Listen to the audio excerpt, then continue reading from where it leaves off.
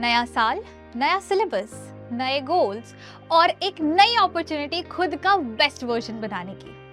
Class 11th और 12th का syllabus जो होता है इंग्लिश का, ये देखकर अगर आपको ऐसा लग रहा है कि यार ऑलरेडी डोमेन सब्जेक्ट्स का इतना प्रेशर है, उसके ऊपर से इंग्लिश का इतना सब कुछ कैसे होगा, तो टेंशन मत लो, क्योंकि इस साल हम सिर्फ मेहनत ही नहीं करेंगे, बल्कि हम एक स्मार्ट और स्ट्रेटेजिक प्रिपरेशन करने वाले हैं। अब क्या पढ़ना है, कैसे पढ़ना है, कितने चैप्टर्स को प्रायोरिटी देना है, इन सारी चीजों के लिए एक प्रॉपर रोड मैप या एक प्रॉपर अंडरस्टैंडिंग करेंगे, क्योंकि बोर्ड्स में सिर्फ वो नहीं जीतता जो सबसे ज्यादा पढ़ाई करता है, बल्कि वो जीतता है जो सबसे सही तरीके से प्रिपरेशन करता है। तो चलो शुरुआत करते हैं आज के हमारे डिस्कशन के। And hello and very warm welcome to all my rock stars of class 11th and 12th to this channel and to this video.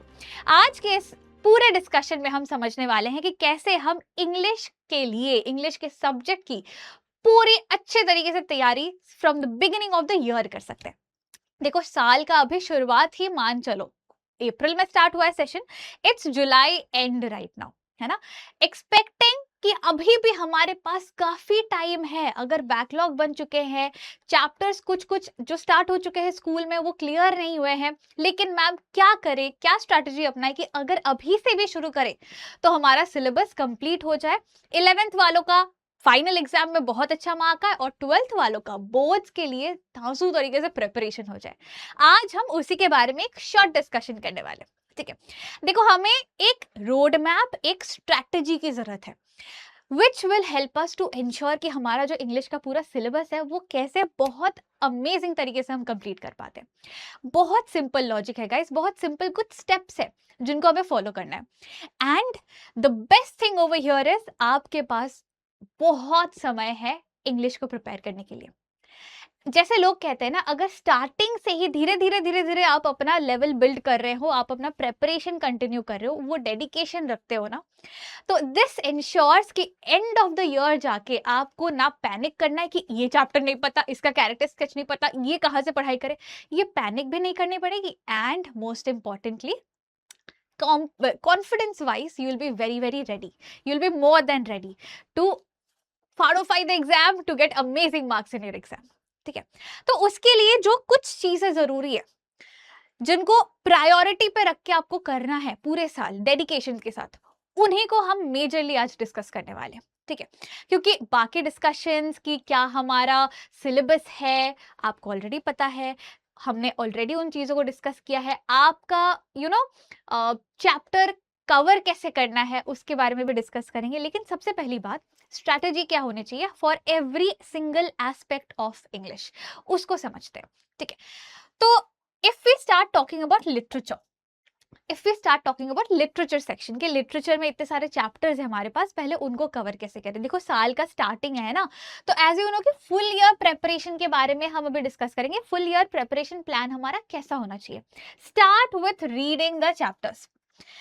मैं हूं आपको मदद करने के लिए, कैसे मदद करूंगी वो बताती हूँ मैं, लेकिन आपका काम है, because starting of the year है अभी, तो you have to start with reading every single chapter. क्यों मैम? एंड के टाइम पे हम पूरे चैप्टर को रीड ना करे बात की बात है, लेकिन शुरुआत से अगर आप हर चैप्टर को रीड करते हो, आप मेरे गाइडेंस के थ्रू एक प्रॉपर सेट या कंस्ट्रक्टेड नोट्स बनाते हो, आपके पास हर चैप्टर का हर इंपॉर्टेंट एस्पेक्ट रेडी रहेगा। That will help you to answer not just long answer question, short answer question, MCQ question, जैसे क्वेश्चन आपके एग्जामिनर को आपके सामने रखना है रखने दो, आपको सारा आंसर करना आएगा। उसका एकमात्र मंत्र है, that is you read the chapters completely. एक एक चैप्टर को पूरा रीड करो, and for every chapter follow a simple method, ठीक है। क्या है? Step number 1, read the chapters.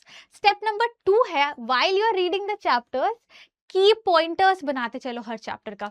ये अगर आप आरंभ से प्रारंभ में आए हो ना, आरंभ से प्रारंभ में अगर आए हो, जो 10th से 11th में आए हैं या 11th से फिर 12th में जा रहे हैं, आपको क्लैरिटी होगी इस बात की। मैं हमेशा बताती हूँ कि key points help you to score better. अगर आपको सारे पूरे चैप्टर का इंपॉर्टेंट जंक्चर्स के की पॉइंट्स आपके पास रेडी है, आप उनको यूज करके आंसर फ्रेम कर पाओगे। आंसर में ना एग्जामिनर कीवर्ड्स ढूंढता है कि ये इस आंसर में चाहिए, क्या कीवर्ड्स मेंशन्ड है, 3 मार्क का क्वेश्चन है, 3 कीवर्ड्स है, यस करेक्ट कर दो। ग्रामेटिकल मिस्टेक के लिए 3 ग्रामेटिकल मिस्टेक के लिए हाफ मार्क्स काटे जाते हैं, ठीक है। तो that is not are very big concern right now. Literature से डील करेंगे तो मेन कंसर्न है की पॉइंट्स बनाना, तो की पॉइंट्स बनाओ। नेक्स्ट चीज है चैप्टर को आपको summarise in a very clarity के साथ, in a very clear crisp manner आपको चैप्टर समराइज करना आना चाहिए। कैसे आएगा? जब आपको चैप्टर पता होगा, जब आप की पॉइंट्स बना पाओगे, ठीक है। अलॉन्ग विद दैट क्वेश्चंस अभी से सॉल्व करना एक एडेड एडवांटेज होता है। लास्ट में जाके आप बोलोगे मैम पीवाईक्यूज करवा दो, मैम इंपॉर्टेंट क्वेश्चन करवा दो, मैम कॉम्पिटेंसी बेस्ड क्वेश्चन करवा दो। उससे अच्छा पूरे साल आप थोड़ा थोड़ा करके सारे चैप्टर्स को 1 बाय 1 डील करोगे ना, तो आप देखोगे कि आपको हर पूरे सिलेबस का जो हर एक चैप्टर है सबकी क्लैरिटी है, ठीक है। तो वंस यू टेक चैप्टर 1, उसको पढ़ो, उसके की नोट्स बनाओ। Once you done reading the chapter, key notes भी बना लिए, you will be able to see कि आप बहुत अच्छा एक समराइज्ड वर्जन उसका खुद के माइंड में भी बना पा रहे हो। पोस्ट दैट उस चैप्टर के क्वेश्चन आंसर्स को लेके डील करो, शॉर्ट आंसर से लेके पीवाईक्यू तक deal with its question answer. एक चैप्टर सॉलिड डन खत्म, आपके नोटबुक पे भी पूरे नोट्स रेडी हो गए। Do the same for every other chapter that you have in your syllabus. ये हो गया आपका ट्रिक फॉर लिटरेचर, ठीक है। एक चीज मैं हमेशा बोलती हूँ, जब आप नोट्स बनाते हो, की नोट्स बना रहे हो, की पॉइंट्स लिख रहे हो, नोट्स बना रहे हो हर चैप्टर के, कुछ कुछ एलिमेंट्स बहुत जरूरी होते हैं। जैसे एक चैप्टर के की पॉइंट्स तो टॉप पे आते हैं, नंबर 1। उसके साथ अगर प्रोज है तो कैरेक्टर स्केच हो गए, थीम हो गया, ऑथर का नाम हो गया, ठीक है। ये सारे एलिमेंट्स बहुत जरूरी होते हैं। अगर पोएट्री है तो अगेन की पॉइंटर्स तो टॉप प्रायोरिटी, लेकिन मतलब जैसे आपके भी कोई टॉप प्रायोरिटी में आता है ना, वैसे की पॉइंट्स हमेशा ही हमारे टॉप प्रायोरिटी में आते हैं। उसके साथ साथ पोएट्री में कैरेक्टर स्केच नहीं है, ऑब्वियसली बात है, तो पोएट्री में थीम देख लेना, पोएट्री में पोएटिक डिवाइसेस देख लेना, ठीक है। ये सारे एलिमेंट्स को लिख के रखना बहुत जरूरी है, तो पोएट का नाम देख लेना, ठीक है। तो when you are making notes for every chapter, include the important elements as well, उनको स्किप मत करना, ठीक है। ग्रामर के अगर बारे में हम आते हैं, 11th में तो ग्रामर है ही है, 12th में सीबीएसई के अंडर ग्रामर नहीं आता है, लेकिन कुछ बोर्ड्स है जो सिलेबस सेम है बट ग्रामर एडेड है कुछ बोर्ड्स के लिए, जैसे एमपी बोर्ड हो गया या कुछ, I am not very sure, कुछ कुछ बोर्ड्स में ग्रामर आता है। तो 11th वालों के लिए स्पेसिफिकली आपका approach for grammar should be rules. जो भी टॉपिक्स है ना, रूल्स को पहले रिवाइज करो बैठ के। जैसे आप लिटरेचर का चैप्टर 1 ले रहे हो, उसको कंप्लीट खत्म कर रहे हो, कैसे बता दिया, वैसे ही ग्रामर का एक टॉपिक लो, कंप्लीटली एक दिन बैठ के उसके रूल्स को लिखो, उसके एग्जांपल्स लो, समझ लिया पूरा टॉपिक, फिर क्वेश्चन सॉल्व करो बहुत सारे, 1 बाय 1 स्टेप बाय स्टेप पूरा कंप्लीट करो ग्रामर को, एक टॉपिक करके। Same goes for writing skills. अगर आप राइटिंग स्किल्स का देखो, चाहे 11th के हो 12th के हो, नोट्स कैसे बनाएंगे मैम राइटिंग स्किल्स का? फॉर्मेट एक होगा, है ना, कुछ फॉर्मेट रहेगा उस राइटिंग स्किल का, तो फॉर्मेट को लिख के रखो। किस टाइप के टॉपिक पे किस तरीके का चीज आप लिख सकते हो, सैंपल कुछ स्टार्टिंग एंडिंग लाइंस होते हैं, इंट्रोडक्शन कंक्लूजन होते हैं, उनको रेडी रखो, ठीक है। Keep those things as notes for your writing skill.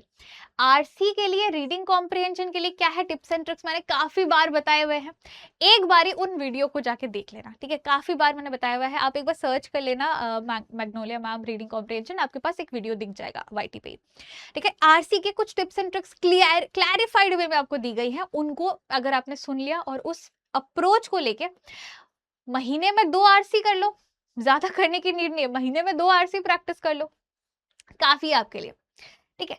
तो इसको साइड रखते हुए बाकी का जो पूरा सिलेबस है ना, please emphasize and start focusing on it with full dedication, full hard work, ठीक है।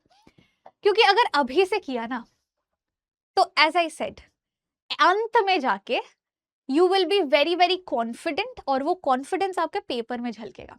और एक चीज, एक कंप्लेन जो हर बार आता है कि मैम राइट कैसे करें, आंसर फ्रेमिंग कैसे करें। अगर अभी से प्रैक्टिस कर रहे हो, आपके पास टाइम है मुझसे कंसल्ट करने के लिए, कहाँ आप इंस्टाग्राम पे कर सकते हो, मेरे मेल पे कर सकते हो, है ना, आपके पास मेरे साथ कंसल्ट करने का टाइम है, प्रैक्टिस करने का बहुत टाइम रहेगा, तो you will learn how to frame perfect answers as well, ठीक है। अब एक इंपॉर्टेंट सवाल ये आ गया कि मैम वन शॉट है क्या जिसके थ्रू आपका असिस्टेंस मिल सकता है।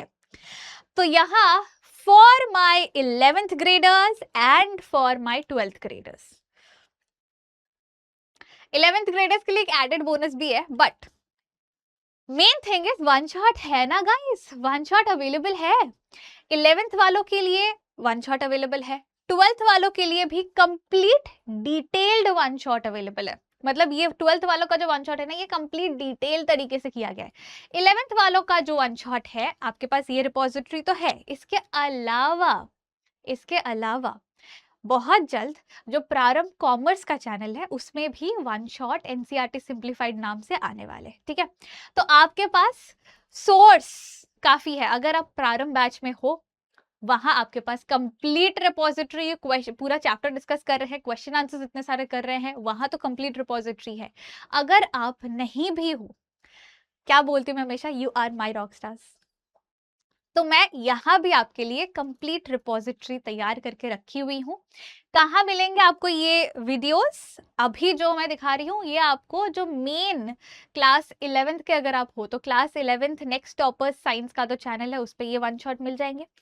ये 12th वालों के लिए class 12th next toppers science का जो चैनल है उसमें आपको ये पूरा वन शॉट मिल जाएगा, ठीक है। तो उसका प्लेलिस्ट आई होप एक बार लिंक में या कहीं पे यहाँ पे होगा, आप देख लेना। With the help of one shots हो गए, with the help of the discussion हो गया। I have full faith in you, तो आई रिक्वेस्ट यू कि अपना प्रेपरेशन अभी से शुरू कर दो। ज्यादा टाइम नहीं लगेगा, you just have to give maybe 1.5 hours a day, उससे ज्यादा इंग्लिश में नहीं लगती है, ठीक है। तो keep preparing, stay smiling and happy. कोई भी डाउट्स हो, कंसर्न्स हो, चीजें जो हेल्प चाहिए हो, मुझे एक बार कमेंट सेक्शन में बता दो। I will come here personally for you, I will check your comments and I will try to help you. Reach out करना है, आईजी है, इंस्टाग्राम है, you can always reach out to me there, I will be connected. See you very soon. Till then, stay smiling and happy. Signing off your teacher Magnolia. Bye bye, guys. Take care. Lots of love.